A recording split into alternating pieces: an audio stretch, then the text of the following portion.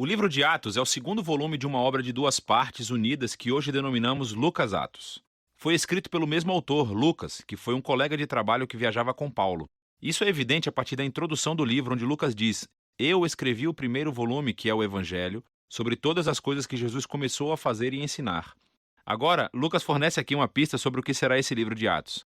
O primeiro volume foi sobre o que Jesus começou a fazer e ensinar. O segundo volume será sobre o que Jesus continuou a fazer e ensinar, o que leva a um ponto muito interessante sobre o nome tradicional, mas não original do livro: os Atos dos Apóstolos. Enquanto diferentes apóstolos aparecem na maioria dessas histórias, a única personagem que unifica toda a história do início ao fim é o próprio Jesus, agindo diretamente ou por meio do Espírito. E assim, o livro teria sido mais preciso se tivesse sido nomeado Os Atos de Jesus e do Espírito Santo. A introdução do livro relata como Jesus, ressuscitado, passa 40 dias com os discípulos ensinando-lhes sobre o reino de Deus. E isso se conecta à história do Evangelho de Lucas, em que Jesus declarou que ele restauraria o reino de Deus sobre o mundo, começando com Israel. Então ele chamou Israel para viver sob o reino de Deus ao segui-lo. E ele foi coroado rei quando desistiu da sua vida, e depois venceu a morte com o seu amor. E assim começa o livro de Atos com o rei Jesus ressuscitado, ensinando os seus discípulos sobre a vida no seu reino. Então, ele promete que o Espírito virá em breve e eles serão imergidos na sua presença pessoal. E isso cumpre uma das principais esperanças dos profetas do Antigo Testamento: que no reino messiânico a presença de Deus, seu Espírito, viria e moraria entre o seu povo em um novo templo e transformaria os seus corações. E então Jesus diz: quando isso acontecer, o Espírito capacitará seus discípulos a serem minhas testemunhas em Jerusalém, Judeia e Samaria, até os confins da terra. A partir daqui, Jesus é levado por uma nuvem, uma imagem extraída do livro de Daniel, capítulo 7. Mostra como Jesus está sendo coroado como o Filho do Homem que foi inocentado após seu sofrimento e agora compartilha do governo de Deus sobre o mundo. E ele promete que um dia ele voltará. Os principais temas e o modelo do livro de Atos fluem diretamente a partir desse capítulo de abertura.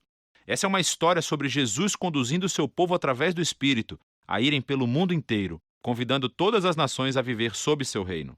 E então, a história começará com essa mensagem sendo divulgada em Jerusalém, e depois pelas regiões vizinhas da Judéia e Samaria, repletas de pessoas não judias, e depois de lá, para todas as nações até os confins da terra. Esse vídeo se concentrará na primeira metade do livro. Então, a sessão que se concentra em Jerusalém começa com os seguidores de Jesus aguardando pela festa de Pentecostes, quando todos esses peregrinos judeus de todo o mundo antigo estavam na cidade. E o Espírito Santo vem sobre os discípulos como um forte vento e algo como chamas aparece sobre a cabeça de cada pessoa e juntos começam a anunciar e contar histórias dos atos poderosos de Deus.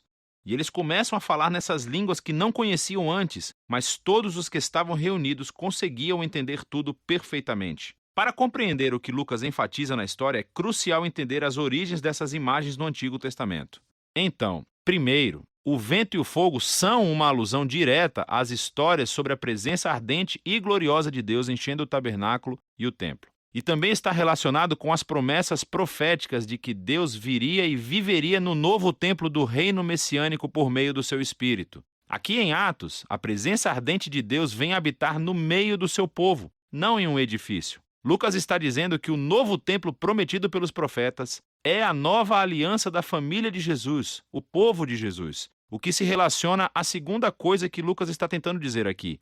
Os profetas prometeram que, quando Deus viesse habitar no seu novo templo, ele reunificaria todas as tribos de Israel sob o reino messiânico, e as boas novas do reino de Deus seriam divulgadas e anunciadas às nações. Lucas descreve em detalhes a integração de multitribos internacionais de todos os israelitas que estavam lá em Pentecostes e que responderam à mensagem de Pedro. Os apóstolos, então, continuam convidando os israelitas a reconhecer Jesus como seu Messias, e milhares responderam, formando novas comunidades de generosidade, adoração e celebração. Mas nem todo mundo estava celebrando. A partir daqui, Lucas mostra como a nova família de Jesus rapidamente enfrentou hostilidade dos líderes de Jerusalém. Com um modelo simétrico realmente muito bonito, Lucas narra um conto de 2 templos. Assim, o novo templo de Deus, a comunidade dos seguidores de Jesus, se reunia todos os dias no pátio do templo e de casa em casa. E no meio desses avisos há duas histórias sobre Pedro e os outros apóstolos que estavam curando pessoas nos pátios do templo e foram presos pelos líderes do templo, seguidas cada uma por um discurso de Pedro clamando que Jesus é o verdadeiro rei de Israel. E no centro de tudo, há essa história sobre os seguidores de Jesus doarem bens e propriedades para um fundo comum a fim de ajudar os pobres. O que é ótimo, e pode parecer que Lucas menciona isso de uma forma aleatória, até você perceber que esta era a única prática descrita nas leis da Torá e deveria estar acontecendo no Templo de Jerusalém com os seus líderes. Então, o ponto de vista de Lucas aqui é claro. O novo templo da comunidade de Jesus está cumprindo o propósito que Deus sempre desejou para o Templo de Jerusalém, o de ser um lugar onde céu e terra se encontram, onde as pessoas encontram a generosidade e a presença restauradora de Deus. Nesse conflito entre os dois templos, que culmina em Atos, capítulos 6 e 7, é onde começa a primeira onda de perseguições. Assim, os seguidores de Jesus continuam a se multiplicar, o que exige a presença de mais líderes. E um desses, Estevão, é uma testemunha corajosa de Jesus em Jerusalém, e ele acaba sendo preso e acusado de falar contra o templo e até mesmo de ameaçá-lo. Aqui, Estevão faz um longo discurso mostrando como os líderes de Israel sempre negaram os mensageiros que Deus lhes enviou, inclusive Jesus e os seus discípulos. Então os líderes de Jerusalém, em fúria, assassinam Estevão e iniciam uma onda de perseguições contra os seguidores de Jesus, o que expulsa a maioria deles da cidade. Contudo, isso tem um efeito paradoxal. Lucas mostra como essa estratégia, na verdade, se tornou um meio pelo qual o povo de Jesus agora é enviado à Judéia e Samaria. Nessa sessão, Lucas reúne um conjunto diversificado de histórias que mostram como a comunidade de Jesus, em sua maioria judaica e baseada em Jerusalém, tornou-se um movimento internacional e multiétnico. Então, primeiro vem a missão de Filipe em Samaria. É a terra dos inimigos odiados de Israel e muitos deles vêm a seguir Jesus. Em seguida, temos a conversão de Saulo de Tarso, mais tarde conhecido como Paulo.